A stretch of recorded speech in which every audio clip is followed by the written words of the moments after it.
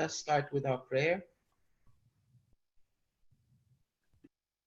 We elevate our thoughts to our spiritual benefactors in a prayer of gratitude for their presence here with us,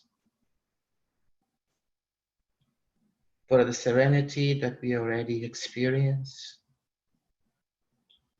And we ask that they continue to be here with us, guiding us, instructing us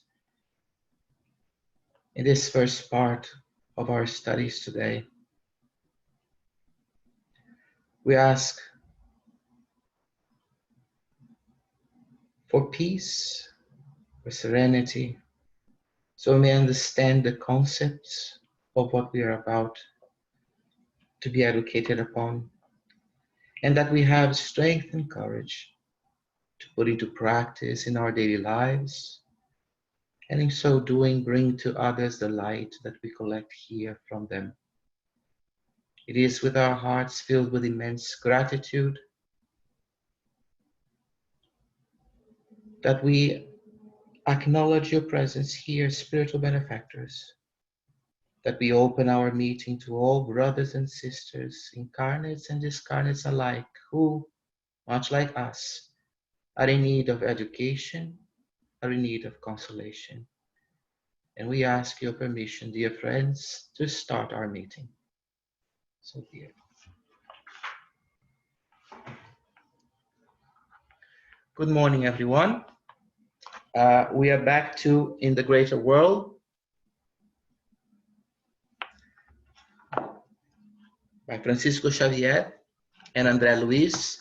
We are studying the chapter 11, Sex, and there are a few differences in pages, so please try to find the if you're using the book, try to find this chapter, endocrinology, where it's the chapter and the paragraph that starts, endocrinology can do much with hormone injections. It's either page 165 or 161, depending on, and it's about the middle of the page, 161 or 165, depending on the edition that you have. Actually, it's not the edition, it's the print. It's the print edition, not a version of the book. Okay, but you have it on your screen, and I will ask Paco, would you like to read it for us, or just unmute your mic, Paco? Okay. Start? Yes, please. Okay. Endocrinology can do much with hormone injections as a first aid measure at the cellular level, but it cannot repair the lesions of thought. Sooner or later, genetics will be able to interfere in the secret chambers of human life, disturbing chromosomal harmony by imposing gender on the embryo. However, it will not teach the, I can't see that, which, it cannot, can you move it up? Okay, it cannot teach, I lost it. It will not reach the higher regions of the feminine or masculine mind, which retain its own features regardless of the outer format or established conventions. Medicine will invent thousands of ways to help the body whose internal balance is out of kilter, and for such a constructive endeavor, it will continue to deserve our sincere admiration and fervent love. But it is up to us to practice the medicine of the soul, a medicine that upholds the spirit entangled in darkness.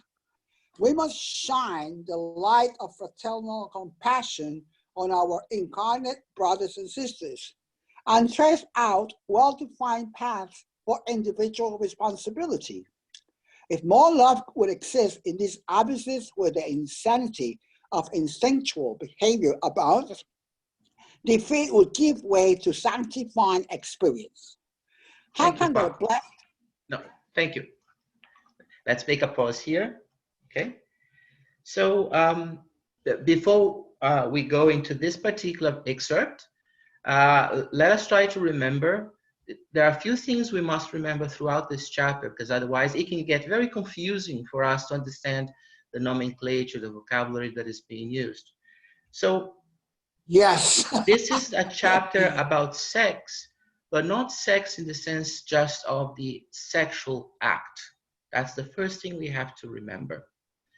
The other thing that we have to remember is that André Luiz is giving us an idea of how we be careful, we have been evolving, not we have evolved, because we are still in the process. How we have been evolving the concept of sexuality, the concept of sex, the concept of sexual act, all of that in agreement with the eternal laws, the divine laws. So we are not looking here at what has happened after the sexual revolution or just before it, or even the last 100, 200 years. What we are seeing in this chapter is a whole history of humankind, of humanity, throughout its process of developing themselves, developing ourselves towards the angelical states. From the brute, the inherently brute, to the inherently angelic or the inherently charitable. There is no connotation of what good or bad. There is no idea there of punishment or sinful practices or activities. Not that. So we have to detach ourselves from that. Otherwise, it gets very difficult for us to get what André Luiz is teaching us. And another very important point is when he speaks of the feminine mind and the masculine mind. He is not referring to males and females and males respectively. He presented this concept, and we discussed it last time, and this is very crucial. It's really, really crucial. The idea of the feminine mind and masculine mind is like almost, it's the idea of two opposites. But here, not necessarily two extremes, two opposites that each is incomplete without the other. So we must develop, each and every one of us as spirits, a feminine and a masculine mind. And we are going to use more of one or the other, depending on how we perceive a particular circumstance or a particular scenario. So the idea of this feminine and masculine mind has nothing to do with gender or even sexual identification. This is very important because it's showing us that there are two forces in us that must become or must be at balance. And as we evolve, depending on how we identify ourselves sexually, or the gender that we have, and the conformities that we have to go through that gender, we may exercise more of one mind or the other, more of the feminine mind or the masculine mind. But again, without any direct link or consequence to the sexual orientation or the sexual identification or even the gender that we have at that moment. In the end, as we move towards the angelical state, feminine and masculine mind will meld into one another in a perfect equilibrium that they will not be able to extricate one from the other or one from the mind without affecting the other. And at that moment, we'll see that there will be no sexual orientation or identification or even gender. But we are far from that. But this is why I said we are evolving into this process. We have been evolving. And this is not a chapter for us to see, like I said, with the immediate, an immediate or contemporaneous focus, or even on the last 100, 200 years. But every time throughout the development of ourselves as human beings, from the proto-human beings to today and into the future. Wow. So now, when we last stopped, André Luiz, so the other thing I want to mention very quickly is that André Luiz is with Brother Calderaro, who is his guide, his escort there. They are attending a lecture in the spiritual realm, mind you, in the spiritual realm. And what we are seeing here is actually the words of the lecturer. The lecturer is explaining to us. And this lecturer told us that the personality, that was the last thing we discussed last time, our personality is not part, is not coming from the, it's not a result from our glands. It's not a result of our hormones. Our personality, and he makes a little play with words, is the result of the chemistry of the mind. And I say it's a little bit of a play, also a pun in a way, because the mind does not have a chemistry, since the mind is not in the physical body. But it's for us to give to have this idea that what we are is not determined, so that there's no determinism. What we are now, we, the ones of us here reincarnated, we are not determined by the organs that we have, or the lack of them, or how they behave or misbehave, but how we put ourselves together at the essence, at the most essential point in all of us. That is in what we could loosely say, in our spirit. It's this spirit that dictates our personality, not the glands of the physical body. And now we get to the part that Paco has just read for us. Endocrinology, which is the medical science that is in charge of studying the glands, the hormones, the glands and their secretions, particularly the hormones, right? Here they're saying that endocrinology can do a lot as a first aid, as a palliative for everything that happens at the cellular level. But the endocrinology, being physical, a physical science, in the sense of a science of the physical world, cannot touch the thought, or cannot touch the essence, which is non-material, non-physical. So lesions, and he's using the vocabulary that he's using is in a figurative way. When he says lesions of thought, thoughts cannot be damaged, harmed, broken. What we see here is that the essence has not learned, has not incorporated, implemented certain abilities. So as the essence manifests itself first in the perispirit, materially, and then materially and physically in the physical body, for those of us reincarnated, of course, when that essence manifests itself all the way to the physical body, not having implemented certain concepts, certain ideas, the process, actually not the process, the results of that manifestation, the thought patterns, they are harmed, or they are broken, they are incomplete, whichever word we want to use. But this is what he says here in lesions of thought. So endocrinology cannot reach the essence, so it cannot repair what we are still lacking, what we still have not implemented in ourselves. And since personality, as we said before, is personality traits, personality itself as a whole is defined by the essence, not the glands, endocrinology can do very little in that area. He does not put endocrinology down. He says that he can do a lot at the cellular level because cells are physical. Just saying that he cannot alter our personality traits because that is in the essence. Then he goes even further. He goes into genetics and said genetics eventually will be able even to change chromosomes, or to pick which chromosomes we want, and in that sense, pick if it's going to be of the gender of that organism.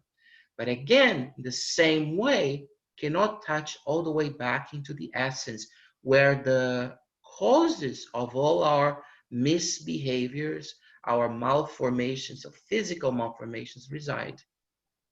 It is there that is the part that has to be addressed when we speak, and he's going to come back to this point over and over throughout his speech. It is there in the essence that resides all the causes for our sexual misbehaviors and sexual misrepresentations reside. Okay. Yeah. And then he ends up with a small paragraph: we must shine the light of fraternal compassion. Why is he saying that? He wants, throughout his speech, he's very careful to convey the idea that he is not there to decide what is sinful, what is not, as it used to be in the past, or what is permissible and what is not. In his speech, he's always very careful to address humanity as and themselves, because they are also human beings in the sense that they don't have a human physical body, but they are spirits associated at the moment with the human form. They don't have a physical body. Remember, these are discarnated beings, but they recognize themselves as having physical bodies that are associated to the human form still. So they feel like us. They feel like what we do. They think in our same way. So he's very careful to say this throughout his speech, and a few times. The idea is not to impose regulations, rules, but to find conditions where we would evaluate our own actions and correct ourselves in our behavior, so that we always have what is healthiest for us, what is most constructive for us. He moves away from the idea of good and bad, permissible or not, allowable or not, sinful even or not. And this is why he says, shine fraternal compassion. Try to understand the behavior of others. Doesn't matter what they are doing, and see what we can do, that in this compassion we can sanctify their actions through education. Education. Very good. Yeah. Yeah. I wanted to hello? Yes, go ahead, Papa. Oh, I wanted to add that there's an element there of Jungian psychology, because in Jungian psychology, you have the anima and the animus. The anima is the male part in a female, and the animus is the female part in the male. So those when we were reading that, I thought about analytical psychology, because they say that they are both tendencies within us. Quite fascinating. Yes, very good point, Paco. He's going to address that at the very end. There is a question from the audience in the spiritual realm, where someone touches exactly on that point. And he's going to address that, so we're going to see it again, but it's nice that you brought it up here. Yeah, the anima and the animus. Yeah, wow. It's fascinating, yeah. Yeah. So André Luis is in a way addressing that as the feminine mind and the masculine mind. Exactly. Okay, that is, if you were to use the Jungian vocabulary, the Jungian but no, it's the same terms, thing, basically. Yeah. We can definitely say that. Okay. Go on. If there are no more questions, yes, please. Okay. How can the blessed service rendered by physicians to the victims of sexual anguish be worthwhile if they have to face the hostility of the family? How can one save the deceased in soul at a charitable institution if the social organism crushes the patient with all the weight of its opinion and authority? Obviously, it would be foolishly sentimental to expect sociology to transform its codes all at once, or to impose on human society certain standards of tolerance that would be incompatible with its needs for self-defense. But we can maintain a praiseworthy, deeper understanding, improve the disposition of our incarnate friends, and awaken them little by little to the solution that concerns us all. Spiritualized love the offspring of Christian selflessness, is the key that can open the doors of the abyss into which thousands of individuals have fallen and still fall into every day. Let us distribute the blessing of understanding among humankind. Let us extend a strong hand to all spirits who are prisoners of the turmoil of the sensations, enabling them to know that the workshop of regenerating work are open to all God's children, perfecting their sentiments, sublimating their impulses, and broadening their spiritual aptitude. Thank you, Paco. Okay. Okay, as you can see in this very last paragraph that Paco just read, he is back into saying we have to be compassionate. The idea here is not to pass judgment in the worst possible way, but actually to be understanding.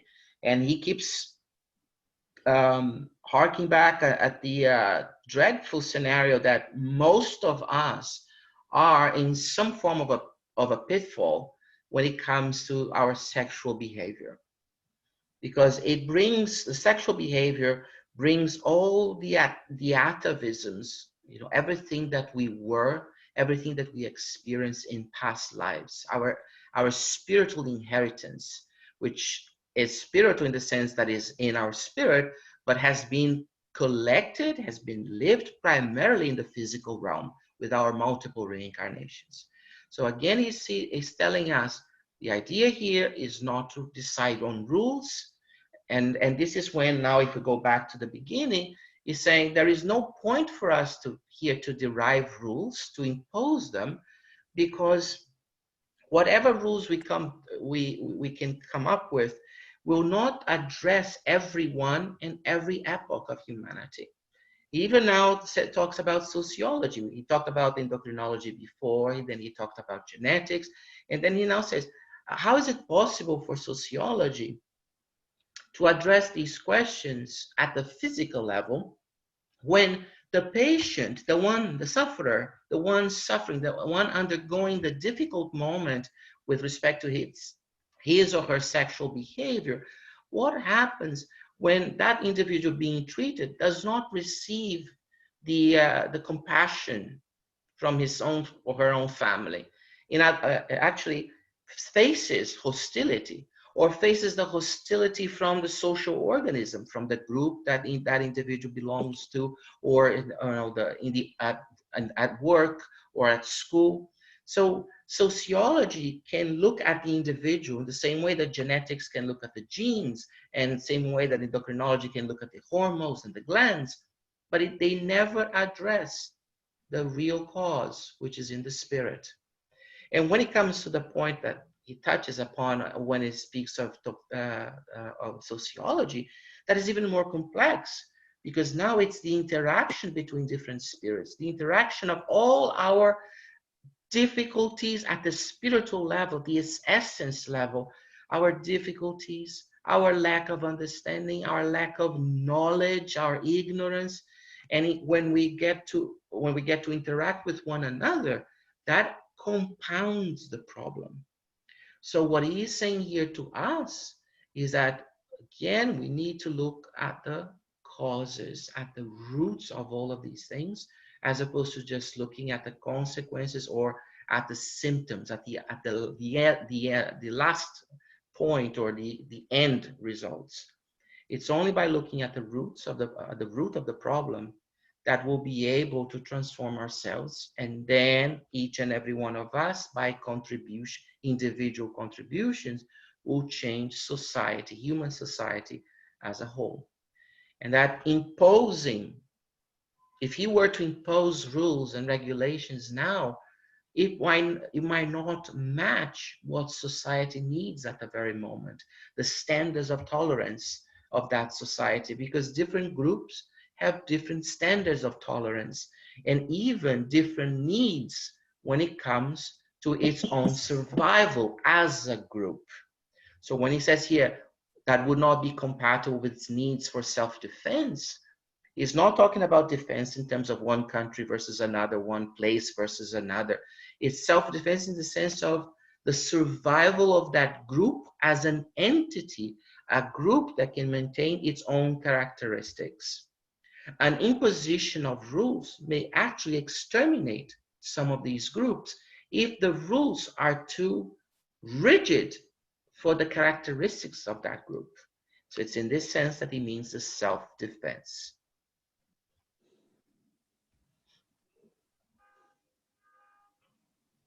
Any questions? Hi, this is Teresa. Hello, Teresa. Yeah, Hello. I'm sorry, I didn't unmute quick enough last time. And so my question is back, well, question, discussion, back on the first part that we read in the paragraph that starts out with endocrinology. Sure, go ahead. So I think I'm understanding when it talks about the feminine and masculine mind. I understood what you said. It wasn't about gender or sex, but so I think they're alluding to characteristics, right? Yes. Yes. Okay. So then it says that that he says he said sooner or later that genetics will be able to interfere in the human life, chromosomally imposing gender on the embryo. Mm-hmm. So I'm wondering, I mean, I don't think that's happening yet in terms of, I mean, I think they have some things that people will try to do to encourage having a female, but I don't think yet, like, I don't think you can make an appointment and just go get the sex of the fetus changed. At least I don't think so. Anyway, so, but I think this is also saying even like people who do like transgender or, yeah, I think it would be transgender. Well, or transvestite, I don't know, whatever, the ones that get their change, that it's, you know, I think they're pointing out, but it will not reach the higher regions. I mean, so even if they change that, like what you were saying, whatever is in the spirit, it's still, you know, whatever the spirit is needing, even if they try to avoid it and changing, you know, their sex or whatever, it's not going to work. Like, you know, they're determined that they should be a female or whatever. And because they feel like they're more feminine or they feel like they're more female, you know, whatever their spirit is needing to balance, they won't be able to do it from an outside source. I hope I'm making sense. Okay, let's see if I understood you. That a change in the in gender, right, would is not necessarily a change in the roots of the at the root of the problem. Is that Yeah, what you basically said? I think that's basically what I'm trying to say. Yeah. Yes, I think it's a good point, Teresa. When I think one of the reasons why Andrea Luis was so careful to define the feminine mind and the masculine mind is because he's trying to move away from criticism, from actually criticizing anyone in terms of their sexual orientation, sexual Exactly. identification, or gender. What he's trying to show to us in this chapter, and this is where your question is so good because it touches exactly that, is just showing to us that we can do certain things already today, but we should always be able to look all the way back at the root of the problem. Now, when I say this, it's important that we understand that, and I'm sure this is the intention of your question also, that it's not to say that not to say that when someone changes their gender, that they are not looking at the consequences. Perhaps right now, by changing genders, it makes a little easier, or let's say less difficult for them to express themselves and to address whatever is it that they have at the all the way back in their essence. That is what I would like to say. So they probably feel that this would be a path that will allow them to address that in a less complicated manner, in a less difficult manner. Whether it's the correct one or not, it doesn't matter. And this is the part where he says here we have to have understanding. Understanding. It's even further than tolerance. It's understanding, because we don't know what that individual has in his or her essence, in its essence. We all have attributes that we have not yet incorporated in our essence. All of us. Attributes that may either be more towards a masculine or a feminine mind. And in order to gain them, we need to experience the world. So this change is not to be reproached.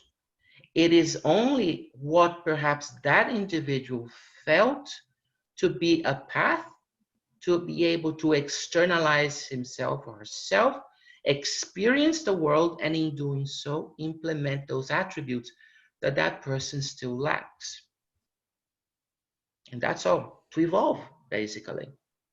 Yeah, but you know, I see a problem where this is, I know I'm going outside of what we're studying here, but I do see a problem when we have children who are, their brains aren't even fully formed. They're, you know, under like age, you know, they're not even in their 20s yet, and are being encouraged to have sex change. You know, I don't know. I think it's a, I think it's not right.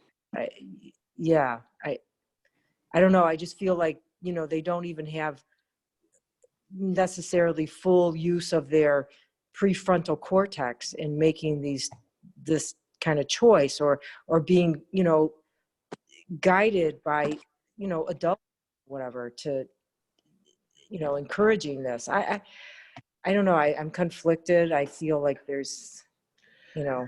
That can be very difficult for us to address here because it's not part of the text itself. So we would have to address based on what I have read, but outside of what so not everybody's reading the same thing that I have read.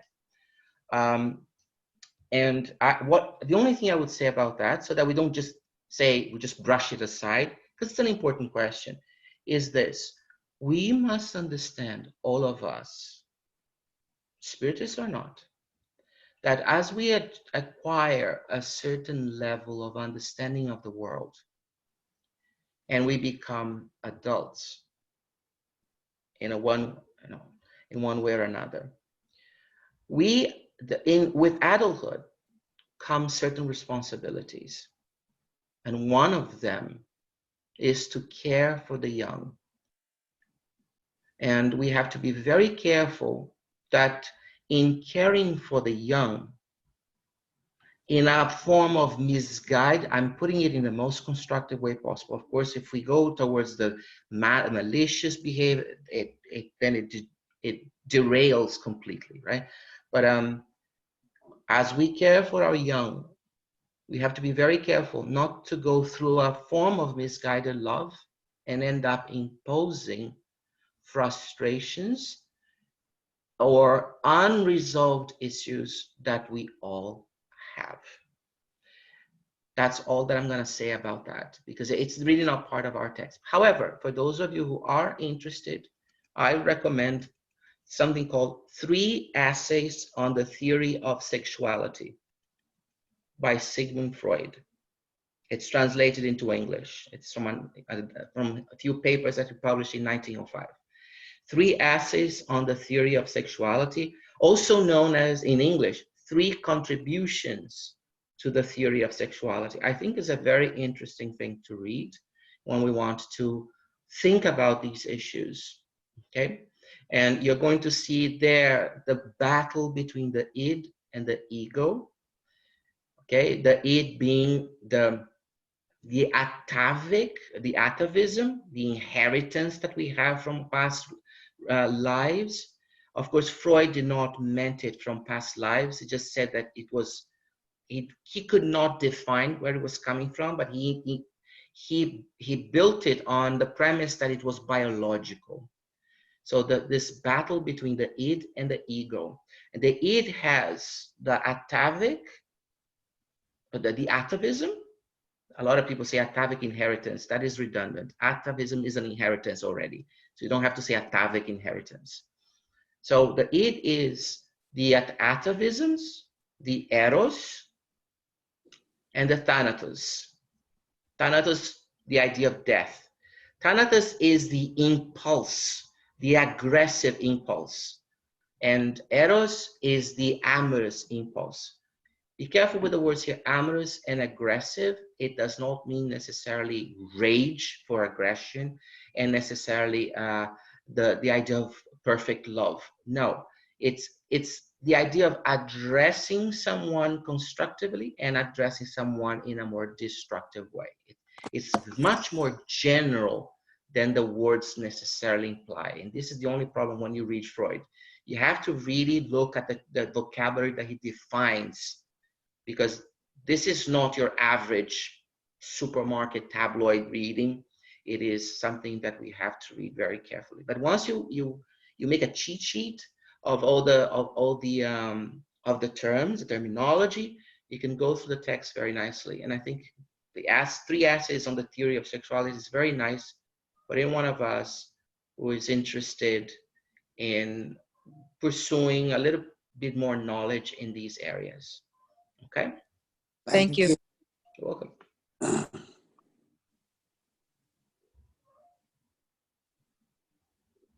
Okay. All right. Paco, you can continue. Where are we? Let us remind discarnated souls, disheartened souls, I'm sorry. Okay. Let us remind disheartened souls that sex in the realm of love is what the eyes are to sight and the brain is to thought. That is no more than a device for exteriorization. It is a regrettable error to believe that only perfect sexual normalcy, consonant with respectable human convention, can serve as an expression of affection. Wow.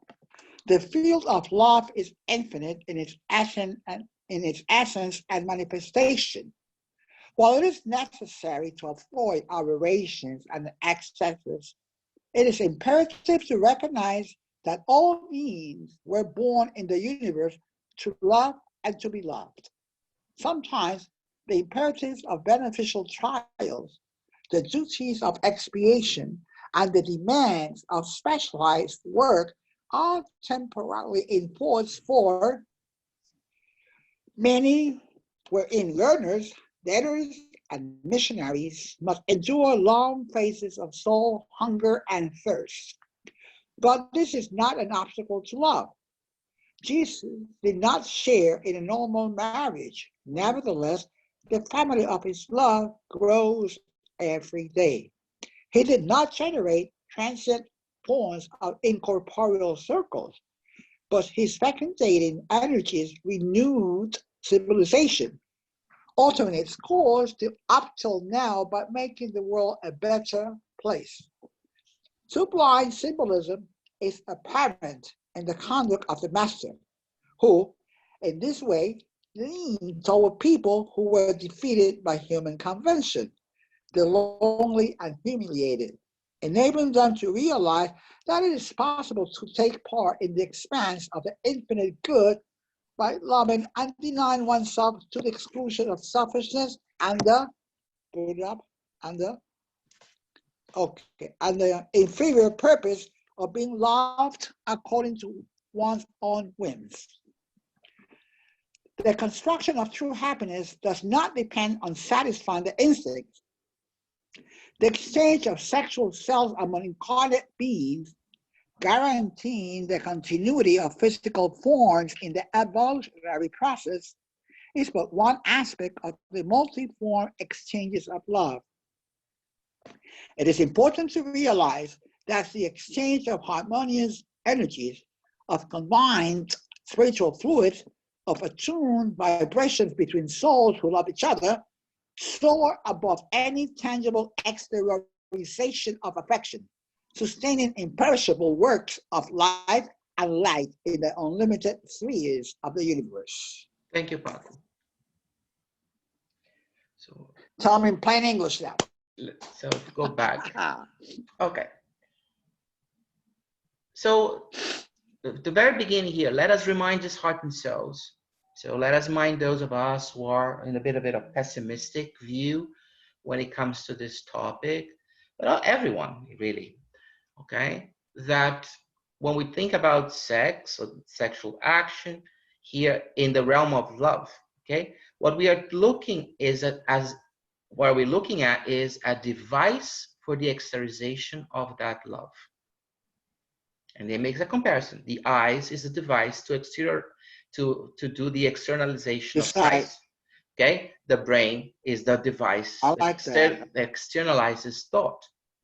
So this is very, very important for us. That's number 1 point. Then there's another one that's in the next sentence. It is a regrettable error to believe that perfect sexual normalcy, okay, according to human conventions, can be an expression of affection. But let us try to break this down. The most important word there in this whole sentence is normalcy. Normal is not what is healthy.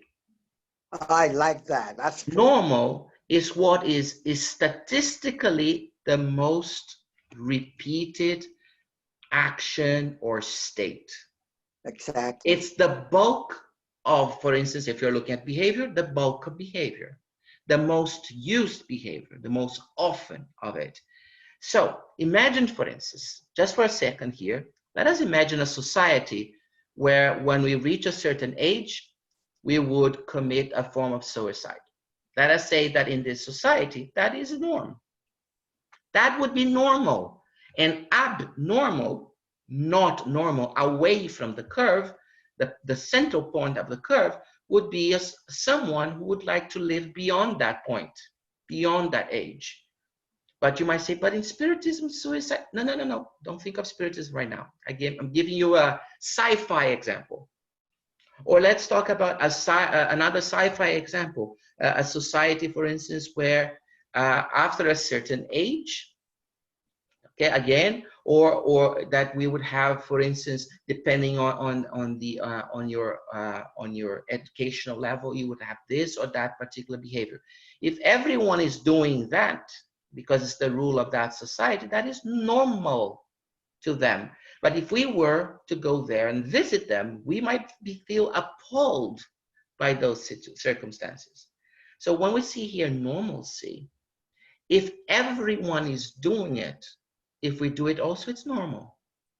But if we do it in a different way from everybody else, that's abnormal. So we have to be very careful, because what we say it's normal based on a set of rules, conventions, regulations.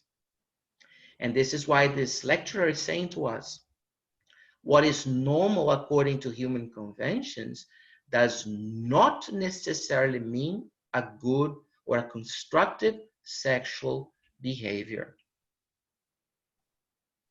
Because if we are all evolving, who among us can say that they know everything about it and therefore can set a standard of what is constructive and what is not, of what is normal and what is not?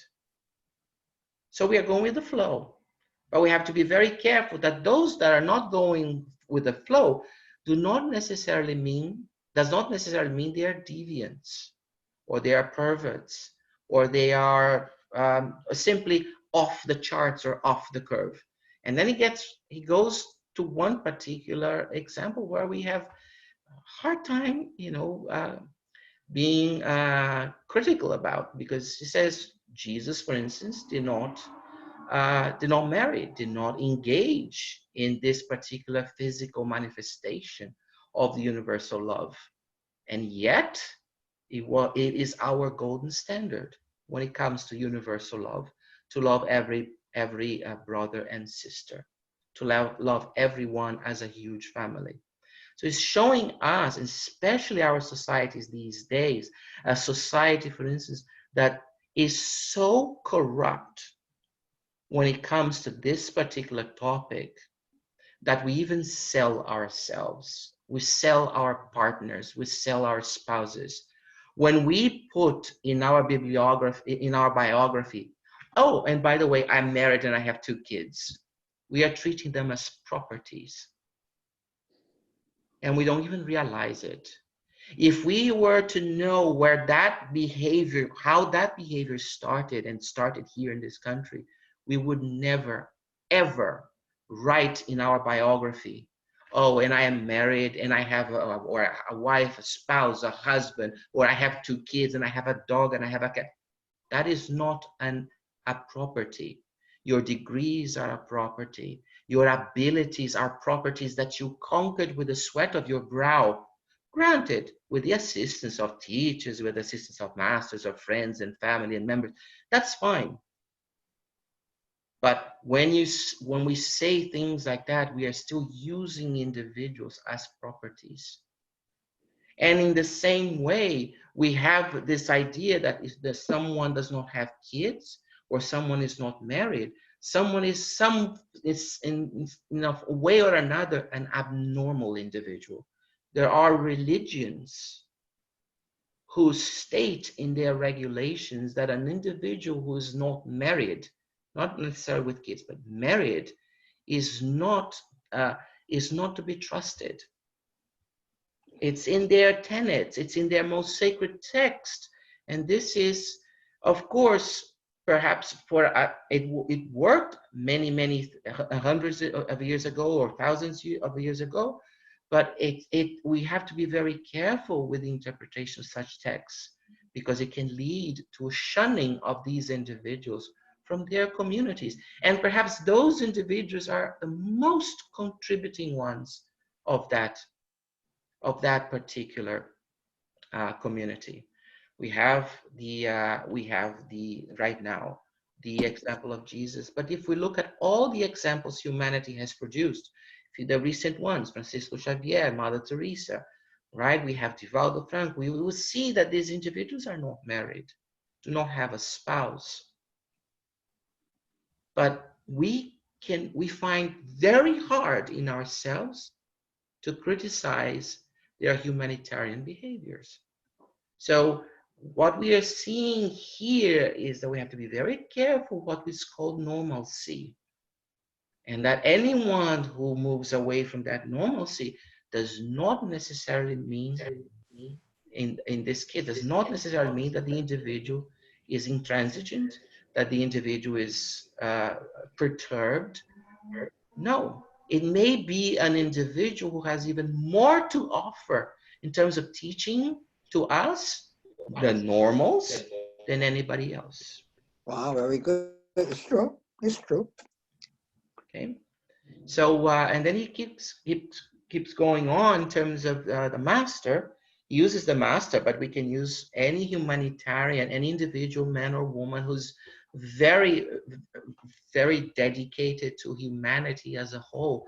That this is a symbolism, that they sublimate this love that they have in many other ways that do not include the exchange of gametes, the exchange of sexual cells. In other words, that they do not need the sexual act to sublimate their love towards others. This is only one form. Remember what he said at the very first paragraph, that this is just a means of externalization, but not the mean. The means. There are other ways. These individuals have found other ways. And this is what is important, that love, in the sense of this universal love, does not have to be expressed through the sexual act necessarily. And even in those circumstances, when he says at the very end here, that it's in the exchange of spiritual fluids, is in the exchange of attuning emotions that we show the real love for one another, not through tenderness, fondness, caresses, not that. These are just physical manifestations. But the absence of these physical manifestations, in the same way that he was mentioning before, the absence of the sexual act itself does not mean necessarily the individual does not manifest love. That individual may actually be sublimating love at a level that is already beyond us, beyond our understanding. Aline, you have a question? Yes. Go Hi. ahead. So as you were talking about this, it kind of came, like the question kind of came together in my mind. Being a single woman in New York City, I find that it's important to have certain prejudgments as a protection without being judgmental. Do you know what I mean? Like, for example, if I find a man who is in his late 40s and he's never had a long-term relationship, I am judgmental about it to protect myself. How does this relate to what we're reading here? Is there such a thing as healthy judgment? Yeah. Very, very good. Judgment is always important, it's always healthy. Judgment, evaluation, analysis, it's all the same. It's important. I think it's a great point that you say is judgment healthy. Yeah, it is. It is what we do with the judgment that can be destructive. It's what we do with the analysis, the evaluation, and so on. We should always judge. Without judgment, without analysis, without evaluation, there is no rational faith. So our brains cannot be neutral. So judgment is part of our process. It is healthy.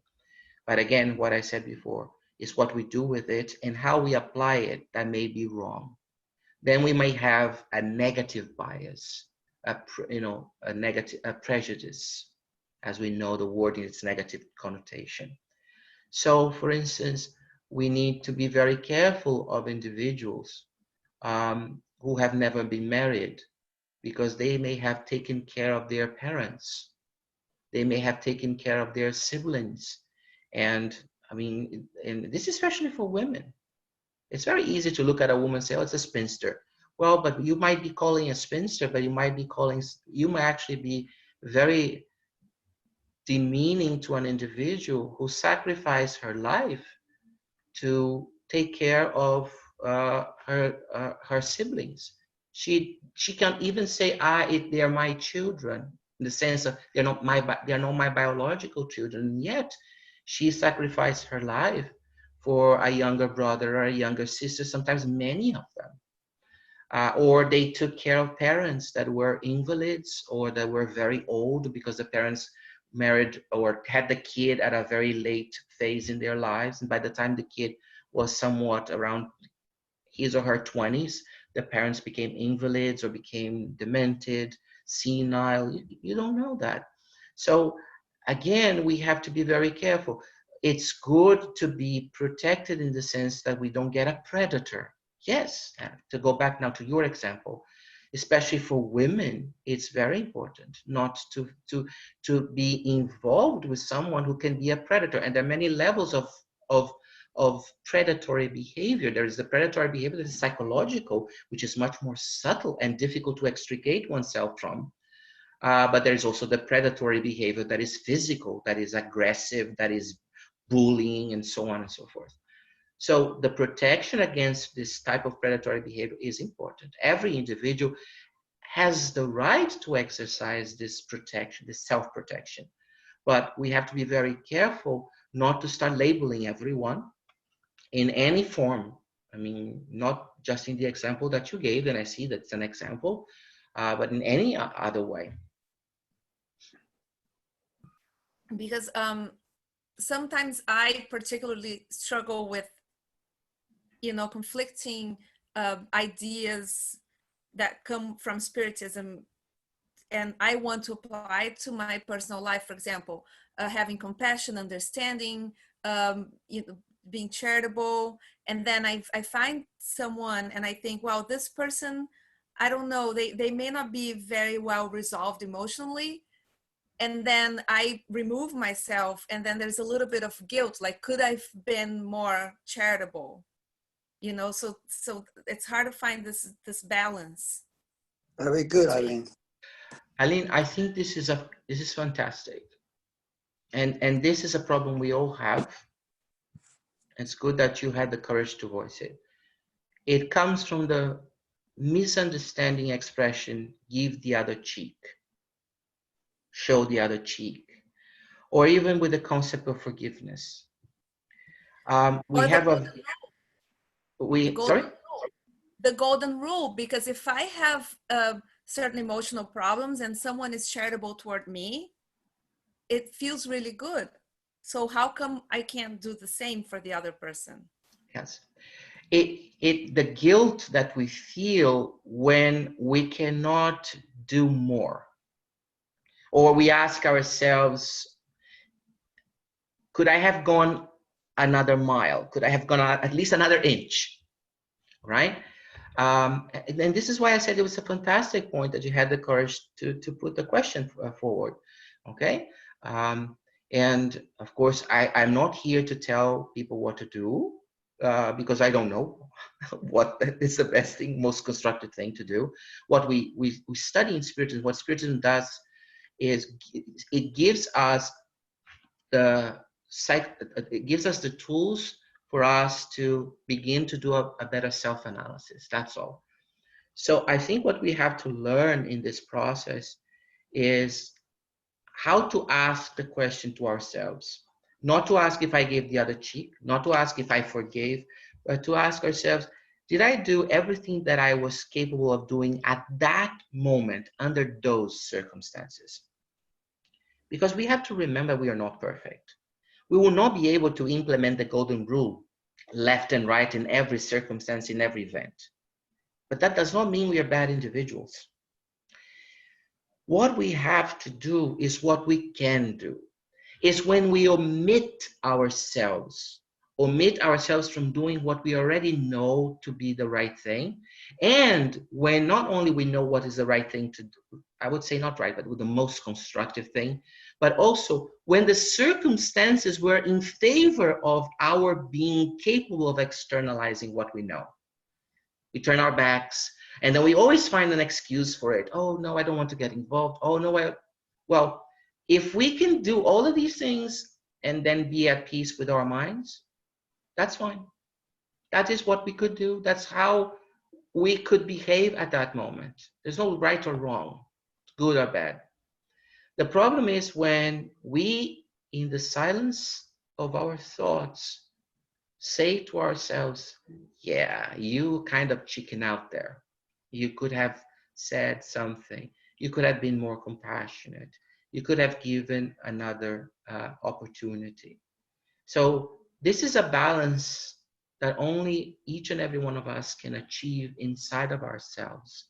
I cannot impose upon you what I think to be the correct answer. Even the individual whom you are dealing with at that moment, I'm not talking about necessarily in an amorous engagement, okay, a friend, a colleague in the office, a person in the bus, in the sub, anyone. Even the other individual does not have the right to judge you, because whatever your reaction or action are, it is the best. If you're being sincere with yourself, it's the best that you can do under those circumstances and at that moment in your life.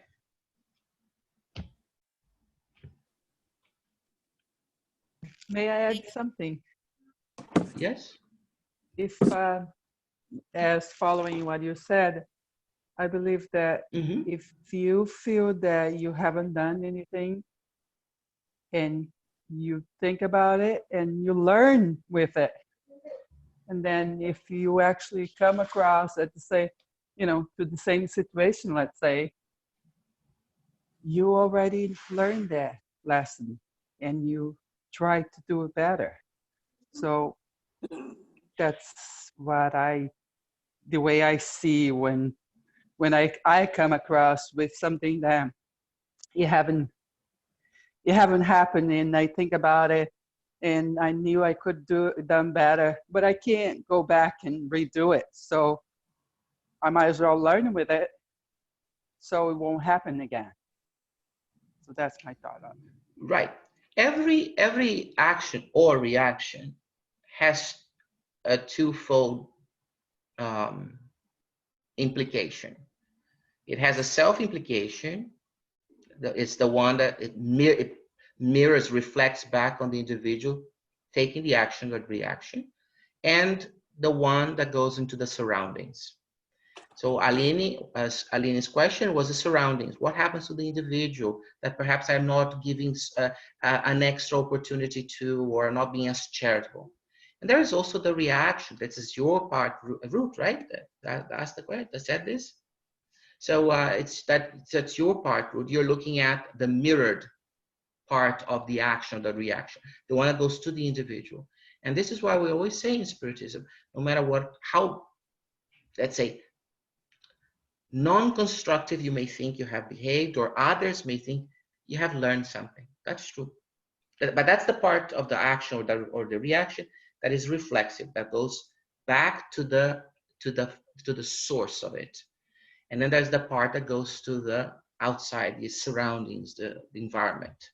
And the environment being other human beings, or even the environment as we think in ecology. Right, but once you can't go back and redo it, so you might as well learn with it and be able to. That does not matter. It does not matter, because if you think about it this way, you are thinking, and that's fine, you're thinking the most constructive, most positive way. But there are some of us who lie to ourselves when something happens, and we will not learn at that moment. So next time we engage roughly the same circumstances, we'll do the same, we'll make the same mistake again, we'll have the same destructive or less constructive action or reaction to something. So it is only when you go towards this optimistic, positive view that you are giving to us as an example, that we'll say, oh, okay, I cannot go back and I cannot undo, and we don't undo things. There's nothing. Once time moves forward, we can't go back. But we can always change our behavior, which is what you are proposing. As we change our behavior, we improve, we grow, we evolve. But some of us get stuck because either pride gets in the way, arrogance gets in the way,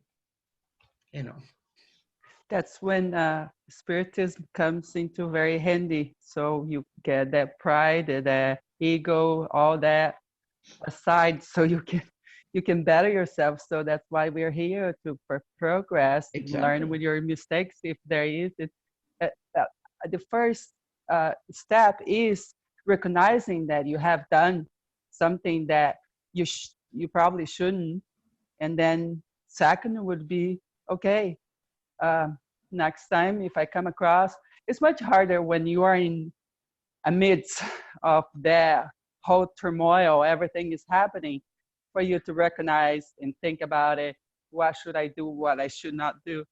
And but afterwards, if you can analyze and get your mind through it and learn from it, that's what, like you said, that's my point there. But Julio, also you said pride gets in the way, but I would say also fear gets in the way. And even going back to what this chapter says, the judgment that people give when they can't understand things and they're afraid of things. No, there are many things. I just picked the most destructive extreme, which is the pride, arrogance, because when it's fear, it's more instinctive, and it may involve the concept of self-preservation, a lot of other things. But when it's pride and arrogance, for instance, that means that we already have the necessary intellectual skills to recognize that our actions were not the most constructive ones, but we don't want to do anything about it. So in terms of our evolutionary process, pride, arrogance, unchecked ambition, not ambition, unchecked ambition, the one that makes a person steamrolls over everything and everyone. All of these are situations of our psyche where we have already arrived at a level of understanding, and we know what we can do. We know that what we are doing at the moment is not constructive to others in particular, but we don't care. So, but your point is taken. Fear is another one, yes. Okay, yes. It's an important one too.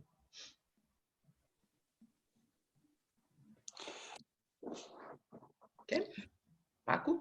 Okay, let us therefore develop a loving system to those who despair in the world, feeling themselves caught in the temporary condition of being disinherited. Let us teach them to free their mind from the web of the instincts, opening a pathway for them toward the ideals of sanctifying love. Let us remind them that by setting their thoughts on tormented sex while forgetting all the spiritual achievements by means of the organic cosmos is a key to hopelessly paralyzing oneself on the evolutionary track. It is to deliver oneself defenseless to the influence of the perilous monsters of the imagination, such as spite and envy, despair and bitterness, which open wounds in the soul and demand exclusiveness, leading to insanity and unconsciousness. Let us invite them to search for horizons further away in the heart. Love will always find new words, and for such discoveries to be crowned with the divine light. It is enough for individuals to abandon idleness, which in turn will combat ignorance. Inside each one of us shines a liberating light, the thought of renewal for the common good. We should cultivate and intensify every day of our lives. One more paragraph, please. Okay. Go ahead, Paco. One more paragraph. One more? Okay. Captivity in the torments of sex is not a problem that may be solved by intellectuals or doctors acting in the outer realm. It is a matter of the soul, which demands an individual process of healing. And the soul can solve it only in the tribunal of its own conscience. I like that. Of course, all external help is valuable and respectable. But we have to realize that the slaves of disturbances in the field of sensations will be delivered only by themselves. By increasing their comprehension, by understanding their own difficulties and the suffering of others. And finally, by implementing love one another, both in education and in the core of the soul, using the best of the mind's energies and the best sentiments of the heart. Thank you. Okay. Okay.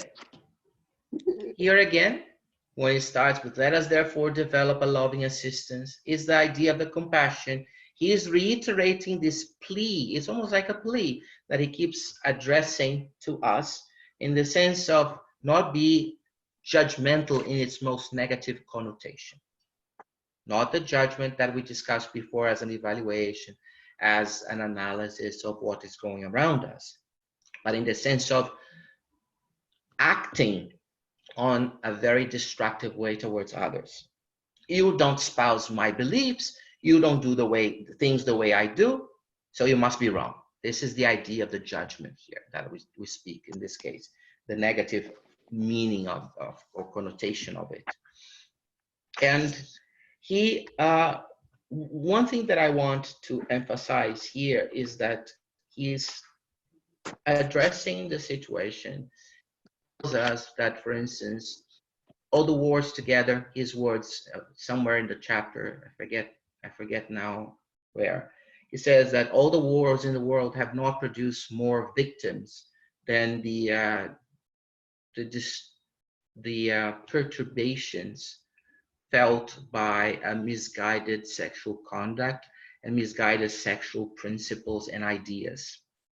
And that a lot of humanity is deeply entrenched in this position, feeling captured, imprisoned by their own ignorance of the subject, their own ignorance on how to externalize certain thoughts, how to externalize certain constructs, certain ideas, which leads to a distorted view of sex as a whole here. Again, here, the word not only for the sexual act, but also anything that is related to the manifestation of love through the genesic center of energy. And I want to convey one interesting point. There is a part in this big paragraph. Let us, if you can scroll down a little bit, Joan, please. Thank you. That's great. You know, right there in the middle of your screen where it says exclusiveness leading to insanity and unconsciousness. I hope everyone found it. If you read from left to right, exclusiveness, comma, leading to insanity and unconsciousness. This unconsciousness is not the unconsciousness of not being awake, not being alert to the surroundings, actually. This has to do with the idea of the id. So if we think of an iceberg, okay, if you think of an iceberg, you know that icebergs, most of the iceberg is underwater. Just a tip, perhaps 5–10% of it floats above the waterline. So what happens is that if you think of the iceberg, the tip of the iceberg, and if you divide it roughly into two parts, one is the ego and the other one is the superego. But both ego and superego move down the waterline all the way, and then the superego goes all the way to the bottom part of the iceberg. But the ego stops at a certain point, and all the way to the end, from that point on to the end, is where we have the id. So the id is submerged. You never see it above the waterline. You don't even see it near the waterline. So this is a way of interpreting the idea of id, ego, and superego. And the id is, remember I mentioned to you, it has the eros, the romanticizing movement ideas, and it has the atavisms. So the id is also at the same point as our unconscious mind. So when it says here insanity and unconsciousness, it's not the unconsciousness of our bodies, not, you know, for instance, falling on the ground, fainting and not being alert to the surroundings, but it's the idea of submerging our actions, our reactions, all the way towards that unconscious part, which is very instinctive. It can be predatory. It can also be aggressive, and it is completely irrational. So it's insanity and irrationality in behavior, not lack of awareness of our surroundings. So I think we could also just simply say, like, making ourselves numb, you know, kind of numbing out. Numbed, you mean? Numbed?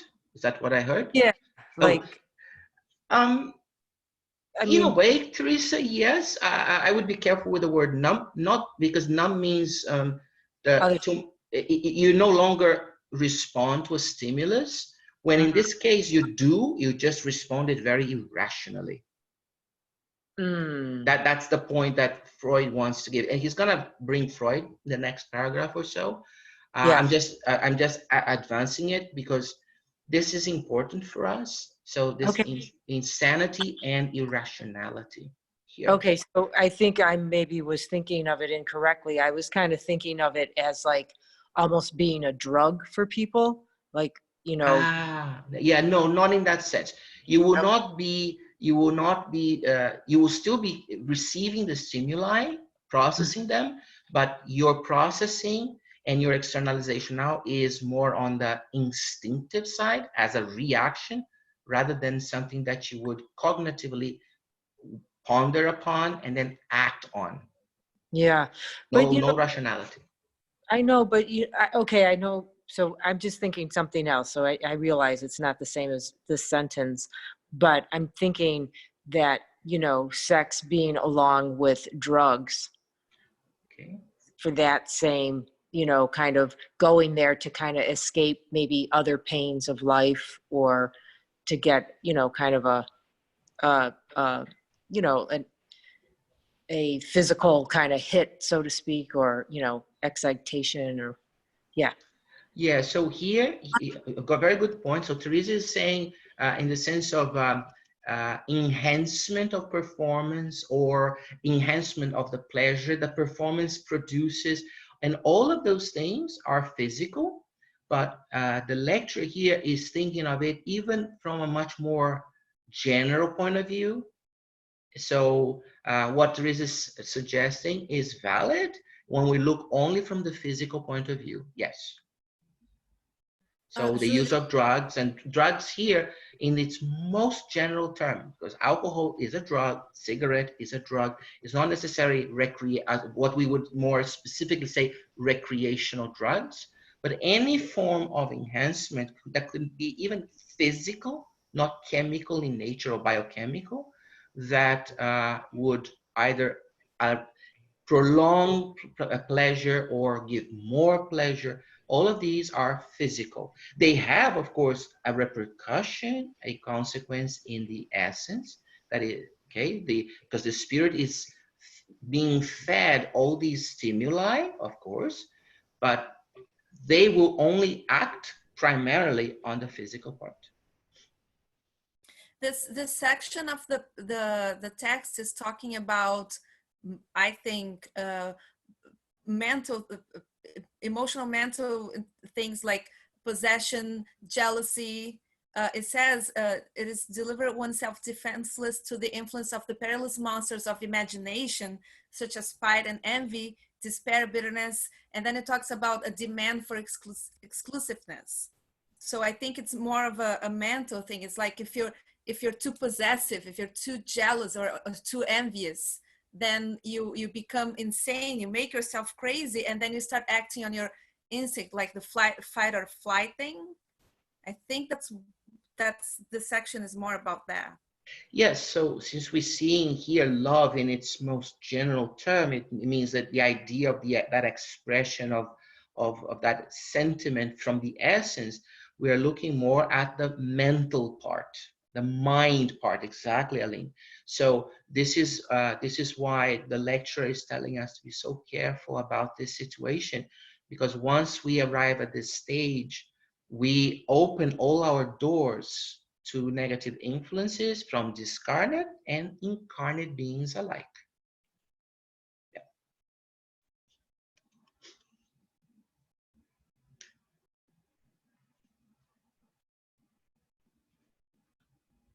Be addicted to gambling, okay, and shopping, okay, and sex, because the last three are activities. So I could be addicted to a substance, and I can be addicted to an activity. Yes, that's right. Okay, so it could be, remember, it can be manifested in substance, activity, or even a person. Mm-hmm. Very good point, Paco. A pleasure. Go on. Yes, please. Activity, no? Uh, I could see that the lecture, yeah.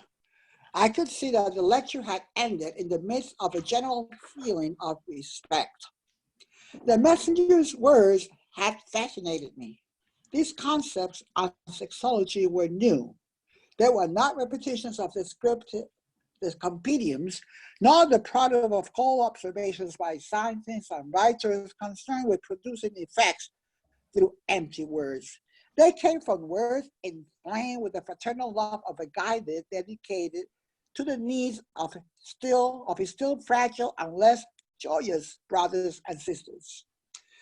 The audience began to stir, and I realized that attendees could now ask questions related to the evening's topic. In fact, several were posted and all received valuable answers that were both enlightening and edifying. As the instructive inquiries continued profitably, a question was asked that piqued my curiosity. Venerable instructor, began the attendee reverently, that on earth a considerable number of incarnate psychologists have recently adopted Freudian principles as the basis for investigating the troubles of the soul. For the great Austrian doctor, almost all psychic disturbances were based on deviant sex. Some of his disciples, however, have modified his theory somewhat, correcting the thesis of erotic hallucination with psychoanalysis has broadly applied even to children in the study of dreams and emotions. Illustrious scholars have affirmed that every man and every woman is a bearer of the innate desire to feel important, which compels them to sustain primitive impulses of domination. As Adler, other exponents of intellectual culture affirm that the human being is a repository of all the experiences of the race, carrying with him or on her a vast arsenal of tendencies towards certain lines of thought. Yang. Okay, the questioner paused in the general silence instilled by his valuable inquiry and then proceeded. As we are now far from the dense incarnate body, we know that the spirit's life is disconcertingly full of surprises for earthly signs. Nevertheless, since we have devoted ourselves to the task of aiding our tormented friends down on earth, couldn't you give us some appropriate explanations in that regard so that we can disseminate them later on? Thank you. The wise instructions. Okay. I don't. Thank you. Okay. So here we see Andre Luis back in the narrative. That's why when we see, I could see that the lecture, that's why that is not between inverted quotes. Okay, that's Andre Luis talking to us, narrating his experiences to us. And he's saying that he's taken by the lecturer, he's taken by the speech, and he's saying that one of the things that he liked the most, perhaps, is the fact that these were not just spilled out theories, but it was something that was very carefully analyzed and comes from a different point of view that he was used to at the time that he was here reincarnated on Earth. And he was a doctor, if you remember. So we are looking now from a point of view of the mind lacking certain attributes. And this essence, or okay, which I'm using here somewhat interchangeably with mind, the essence in externalizing itself by lacking certain attributes, externalizes itself in ways that are not always the most constructive possible for that individual, for that sentient being. And this is the approach that this lecture is taking. He's not looking at sexology, he's not looking at sex in the most general way of discussing it from the point of view of the hormones, from the point of view of social behavior.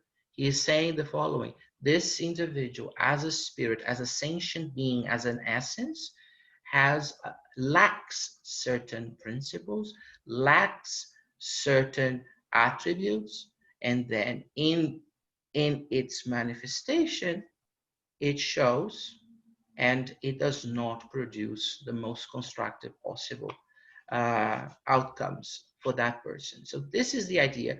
It's a complete 180 degrees, 180 degree turn where the root of the problem is. And then one person in the audience, a spirit, remember these as a lecture being given to spirits in the spiritual realm, one says to the instructor, asks a question about Freud and the fact that when the Austrian doctor put forth his theories, his system, Later on, there were two schools of thought that deviate from it. Freud had this, listen, I'm not an expert in this, okay? So I'm gonna give you very bare bones here, and I apologize if there, because it's a lot more complex than what I'm going to, that I can present to you based on my credentials, okay? But Freud had the idea of this id, ego, and superego. The id having the atavisms and the eros and the thanatos. And in this, the id is the very instinctive, it is the very irrational part in us. And it manifests until the ego begins to develop, and then the ego is like the brakes for the id. The ego is the one that grounds the id to a reality, because the id is the me, myself, and I. It doesn't care. It is irrational it's not irrational with malice. It's simply irrational. It doesn't ask questions.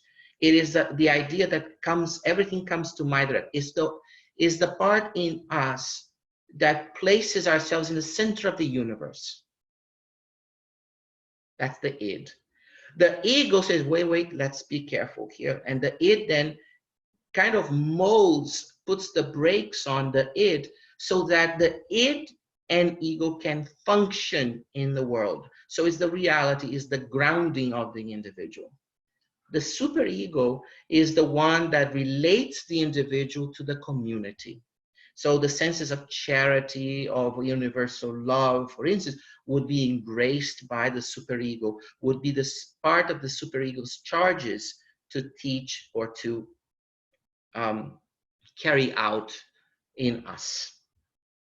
So when Freud established his theory, he put a lot of emphasis on the id, especially on the inheritance and the eros, in the sense that pretty much all misbehaviors that we had, all pathological behaviors, or just or even simple misbehaviors, they all came from some form of, they all had a sexual root. They always had a sexual cause, or something that was not correct in us, something that was not resolved in us. And later on, what we see is that other currents of thought moved away from this. They acknowledge that some cases, some misbehaviors, some pathological behaviors may have a root, may have a cause in the inheritance, in this eros part of the id, but there were other factors that could be outside of the individual, that are also other factors that would account for other types of behavior or misbehaviors or pathological behaviors. One of them was Carl Jung. With Carl Jung, then we have an idea of the superconscious. And the superconscious mind is, in a way, very, very general, discrete way of addressing the part of where we get our inheritance from. That Freud said the inheritance was biological. So my id was the biology in me manifesting in my now psychology, in my behavior. And when we look at Jung, we see that this is not necessarily the case. We see that there is a biological component, but there is also a component that he could not locate physically. It's the movement of the mind being pulled, which started with Freud primarily, but pulling that mind away from the physicality, away from the brain. Freud was the first one of the first ones to address that, but he was not very clear where. With Jung, we see now we go towards the superconscious. So we're beginning to look at something that merges, that melds with the ideals, with the minds, with the constructs of others. And this produces a repository of information that can account for the inheritance that we have. So the whole point here is, on the question, is asking the lecturer to expound a little bit more on how all of these have, they interplay one another. Because we need to understand, we want to know where is the inheritance coming from. We don't have the answer right now. The answer is going to be for the next month. Okay, that where is this inheritance coming from? How is this inheritance, which is primarily in our unconscious mind, surfaces to the subconscious and then even to the conscious? Because if it's externalized in a behavior, some form of it has to have a conduit all the way to the surface, all the way to the conscious mind, to be put into action, to be put into a physical manifestation, or material if you're just a spirit without a body, a physical body. So this is what the questioner is asking, and this is what the lecturer is going to address in his answer. But we will have to read the answer because the answer is pretty long. We'll have to read the answer for the next month, in the next month. Yeah, thanks, Julio. You know, today this is just the first part of a long Sunday that we have. We have a beautiful workshop on mediumship that starts at 3 p.m. with Jacobson Santana, who is the responsible for the mediumship area in the Brazilian Spiritist Federation. So you can watch it through our YouTube channel, SGNY, or through the United States Spiritist Federation Facebook. We start at 3 p.m. The lecture will be in Portuguese and Julio will be doing the translation. So it will be the first virtual lecture with translation. It's very interesting, approaches mediumship from the side of the medium instead of from the side of the phenomena, which is more common. So you are all invited to join us in a couple of hours at 3 p.m. Eastern Time for this workshop on mediumship. So again, not through our Zoom, but through our SGNY YouTube channel or United States Spiritist Federation Facebook channel. Okay, I hope to see you all there. And also, we are going to have on the first weekend of June, we're going to have the virtual symposium. The symposium this year, the 14th US Spiritist Symposium, is going to happen online, virtually. And we are going to be sending the program and everything. It's going to be a 2-day event. Instead of a long 1 day, it's going to be 2 shorter days, a 3-hour event on Saturday and 3-hour event on Sunday. But you will receive more information during this month, okay? We're going to ask Carol to do our final prayer. Thank you. Infinite Creator, Supreme Intelligence, and First Cause, we are grateful for the opportunity to be together today for our studies. We are grateful for the blessings of the spiritual benefactors, the good spirits, those who are assisting us to receive this information, distill it, and use it within us to better our path, to go forward and to share with others as we are able to do so through discernment. We know that the topic of sexuality is quite involved because we are in an evolutionary path right now to have a deeper understanding of our essence and the relationship sexuality has to the physical as well. We know that we ask for the blessings of trying to impart universal love or the universality of love, knowing that we are going to the higher rung of love and that we need the assistance to do so each day. We are trying our best, and as we evolve, we are doing the best that we can. May we continue with our prayers and with our studies, with our mindfulness and our contemplations throughout the week. We are never alone. We know that we have the blessings of the spiritual benefactors to guide us, to bring us comfort, and to bring us inspiration as we do our part. As we close this meeting today, we humbly ask for safety, protection, for good health and protection each day. May we also invite this request for our family, friends, loved ones, and co-workers.